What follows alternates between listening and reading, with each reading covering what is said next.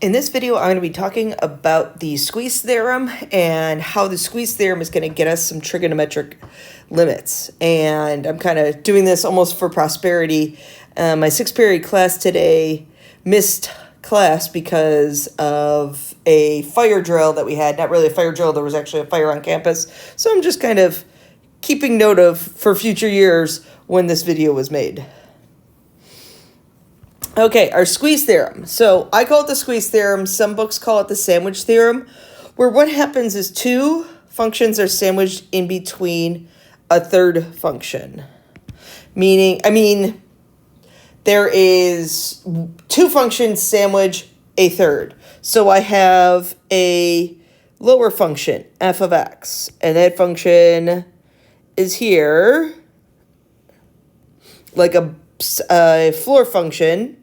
And then we have h of x, a function that's on top. And those are both functions that we know something about.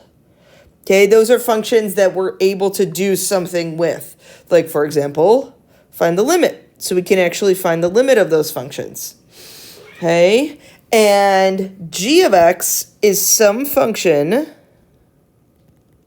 that we can't find the limit of. But as we approach a, so as we get closer and closer to this a value here, g of x is gets sandwiched between f of x and h of x.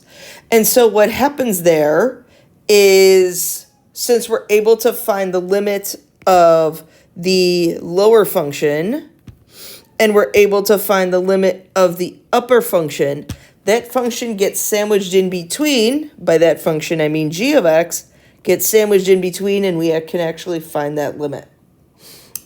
Sixth period, remind me the next time I see you to tell you why the sandwich theorem makes me so cranky.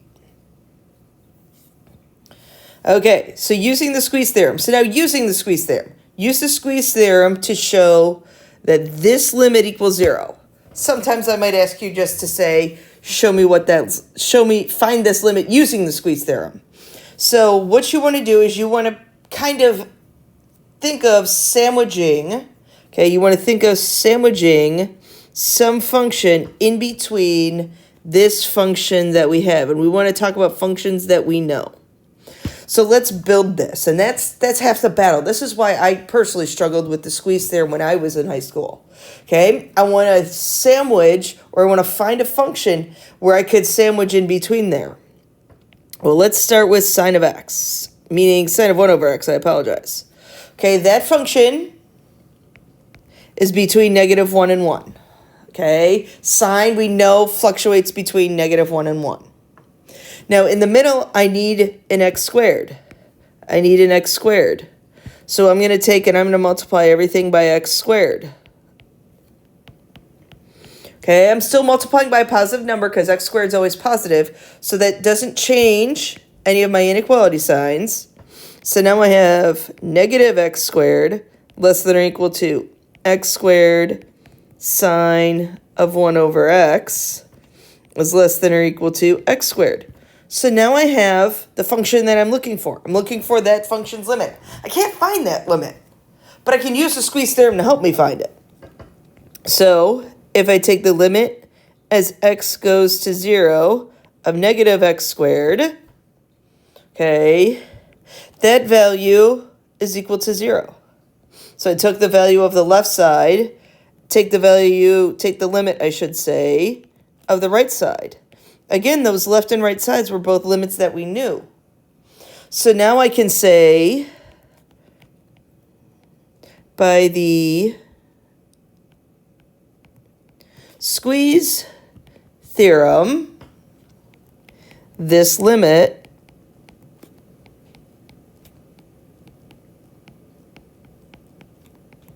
equals 0. Okay? So that is our squeeze theorem.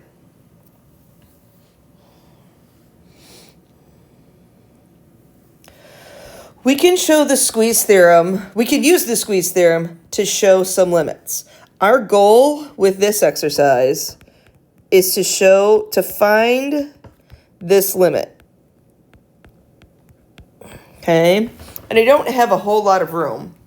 So I'm going to start writing below, and then I'm going to carry over to the top right of the screen. Okay, so we have the unit circle. And we have this bigger triangle that I have here. And then we have our arc.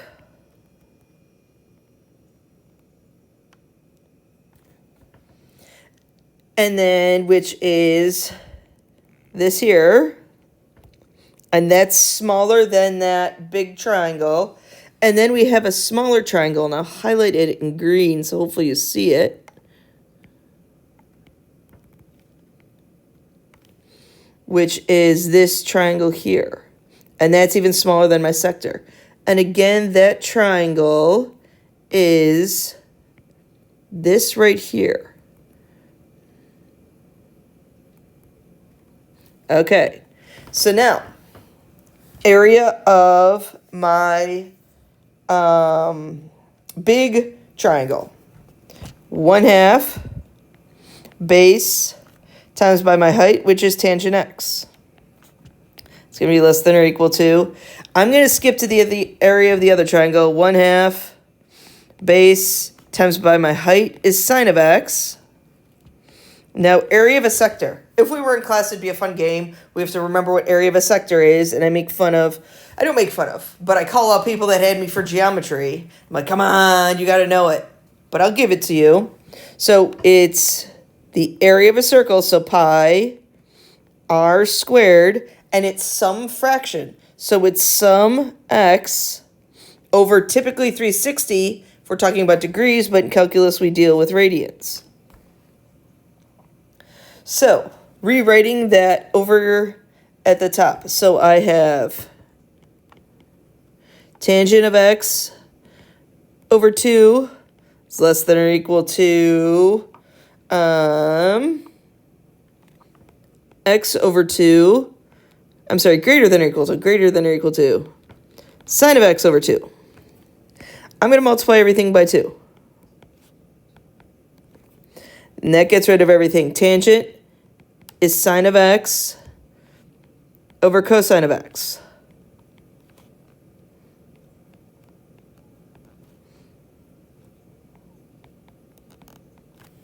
Okay. Now what I'm going to do is I'm going to flip each one of these fractions. I'm going to flip each one of these fractions because remember what I'm trying to get to. I'm trying to get to sine of x over x. I'm going to get us there in a minute. So when I flip a fraction, so when I have cosine of x over sine of x, I'm going to flip that 1 over x times by 1 is less than or equal to sine of x. Now when I flip a fraction, I have to flip the inequality sign. 3/4, 1/2. 3/4 is greater than 1/2. When I flip that 4/3 and 2 over 1, I have to flip that sign. So then what I'm going to do, okay, remember in the middle, I need sine of x over x. So I'm going to multiply everything by sine of x. I apologize, I'm sitting at my kitchen table and it's kind of creaking. Sine of x cancel. Sine of x cancel. So I end up with cosine of x less than or equal to sine of x over x less than or equal to 1.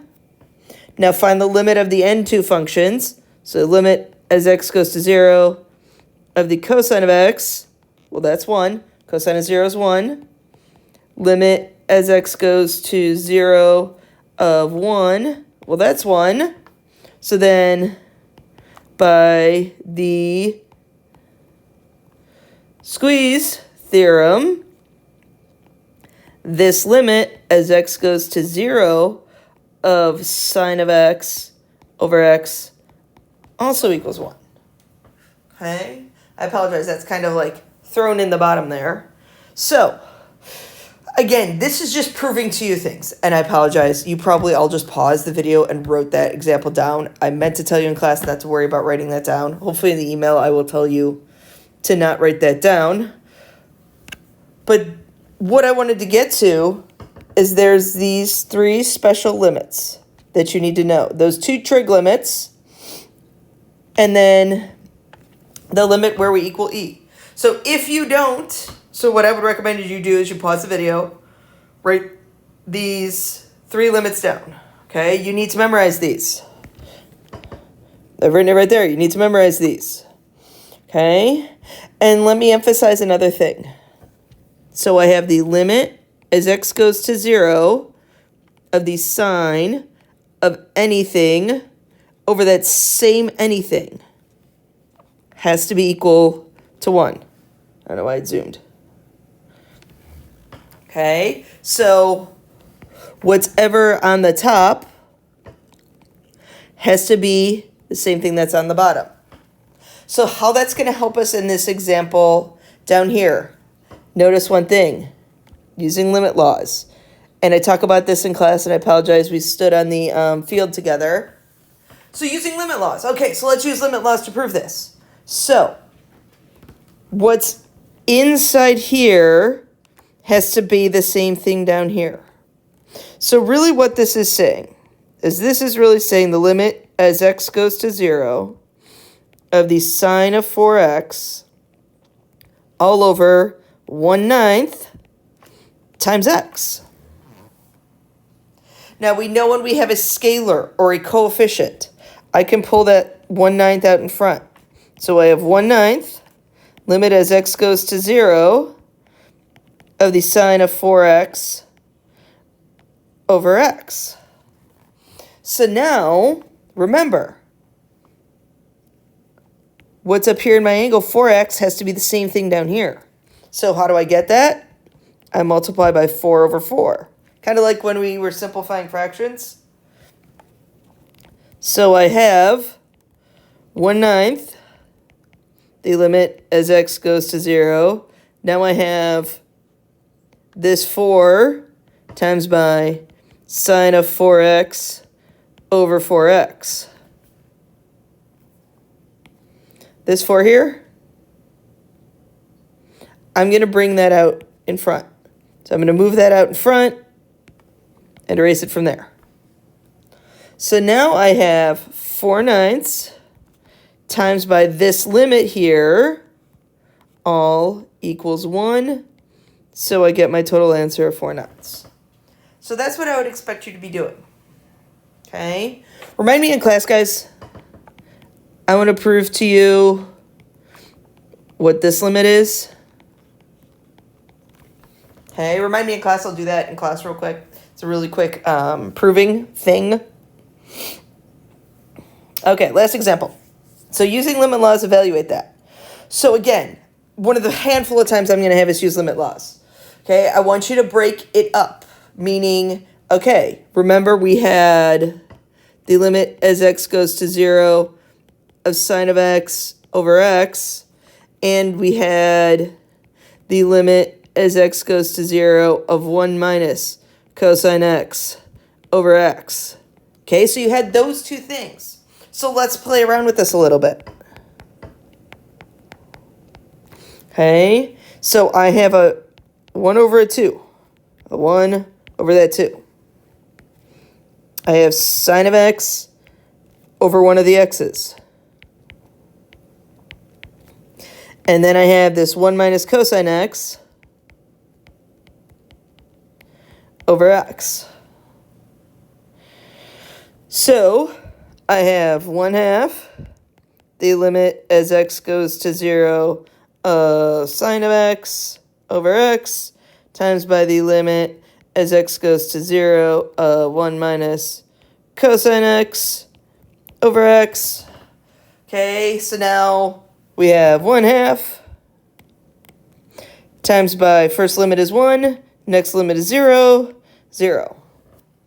Okay, so you have to, I want you showing me the work on these trig limits, okay, just how I showed it here.